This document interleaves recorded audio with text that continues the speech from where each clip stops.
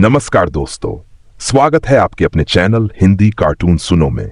आज हम आपके लिए एक अनोखी कहानी लेकर आए हैं जिसका नाम है आधी रसोई आपकी आधी रसोई मेरी। ये कहानी एक नई दुल्हन की है जो अपने ससुराल में अपनापन पाने के लिए संघर्ष करती है। क्या वो अपने परिवार के दिलों में जगह बना पाएगी या हर कोई उसे गलत ही समझता रहेगा?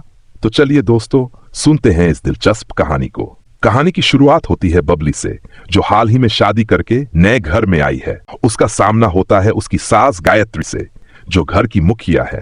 बबली नए घर के रीति रिवाजों में खुद को डालने की कोशिश कर रही होती है, लेकिन पड़ोस की औरतें उसकी हर बात पर नजर रखती हैं और तरह तरह के ताने भी मारती हैं। एक दिन बबली से दूध की ज्यादा मात्रा मंगाने के कारण उस पर कई सवाल उठाए जाते हैं, जिससे उसका मन और भी व्यथित हो जाता है। बबली को अपनी ननद शिल्पा से मदद की उम्मीद होती है, लेकिन शिल्पा बबली को पैसों के मामले में गुमराह करने लगती है।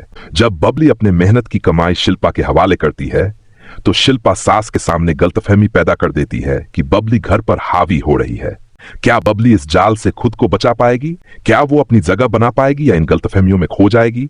एक दिन बबली अपने पति अंकुश का दिल जीतने के लिए उसके पसंदीदा चाउमीन और मंचूरियन बनाती है, लेकिन जैसे ही उसका एक दोस्त उसकी तारीफ करता है, उसकी सास गायत्री फिर से उसे ताने देने लगती है कि ये सब फिजूल खर्ची है। सोचिए दोस्तों, एक नई दुल्हन जो घर को खुश रखना चाहती है, जब उसे बार बार ताने सुनने मिलते हैं तो उसका दिल कितना दुखता होगा। अंकुश भी खर्चों के बारे में कुछ ताने मार देता है और बबली को अपने फैसलों पर शक होने लगता है। बबली को एहसास होता है कि उसे लगातार गलत समझा जा रहा है। ऐसे में उसकी सहनशीलता टूटने लगती है। अपनी हिम्मत जुटाकर वो घर में अपना पक्ष रखने की ठानती है। क्या बबली अपने मन की बात रख पाएगी? क्या वो खुद के लिए खड़ी हो पाएगी? चलिए आगे जानते हैं। जब बबली और भी साहस जुटाकर घर के सामने अपनी बात रखती है, तो सास और ननद उसे फिर से चुप कराने की कोशिश करती हैं, लेकिन इस बार बबली पीछे नहीं हटती। और दोस्तों, यही होता है सच्ची ताकत दिखाने का पल।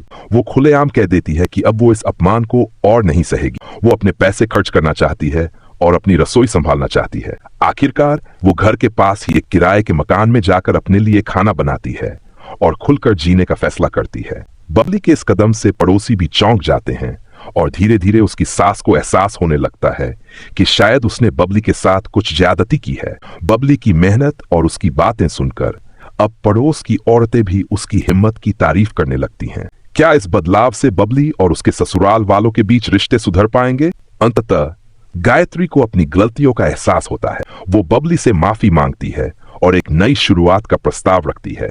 गायत्री कहती है कि अब वो बबली का साथ देगी और दोनों मिलकर घर की जिम्मेदारियों को बांटेंगे।